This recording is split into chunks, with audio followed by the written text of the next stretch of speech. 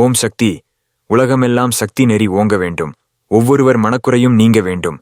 மனித மனம் என்பது எப்போதும் வெளிப்புறம் வேடிக்கை பார்க்கும். அதன் இயல்பு அது. அப்படி பார்த்ததை இன்னும் பெரிதாக உள்ளே கற்பனை செய்து கொள்வது மனித மனம். உலக விவகாரங்களில் இப்படித்தான் சிக்கிக் கொண்டு விதவிதமாக வேடிக்கை காட்டும். மனம் கடும் சிக்கலுக்கு ஆளாகிறது. உண்மையைப் பற்றி நிற்கத் தொடங்கினால் மனசுக்கு உள்ளே வெண்மை பறந்து பெருகும். எல்லா நிறத்துக்கும் ஒரு குணம் உண்டு, வெண்மைக்கு குணமில்லை.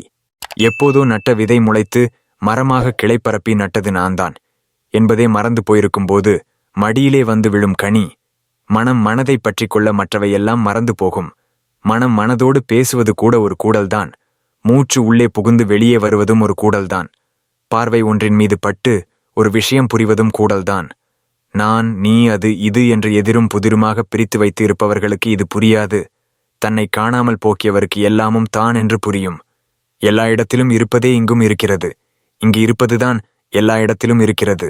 என்னுள்ளும் இருக்கிறது. என்னுள் இருக்கிற அதுவே இங்கு அன்னையாக நின்று என்னை வா என்று அழைத்தது. இனி என்னுடையது என்று எதுவும் இல்லை. இந்த எண்ணம் வந்ததும் ஒரு மிகப்பெரிய விடுதலை ஏற்பட்டது. விழியில் ஒரு சிரிப்பு தோன்றியது.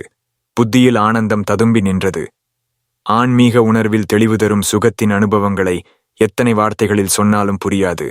வார்த்தைகளை கடந்த அனுபவ வாழ்க்கைதான் ஆன்மீகம். அருள் தரும் அன்னை புகட்டும் அனுபவ பால பாடம். ஓம் சக்தி.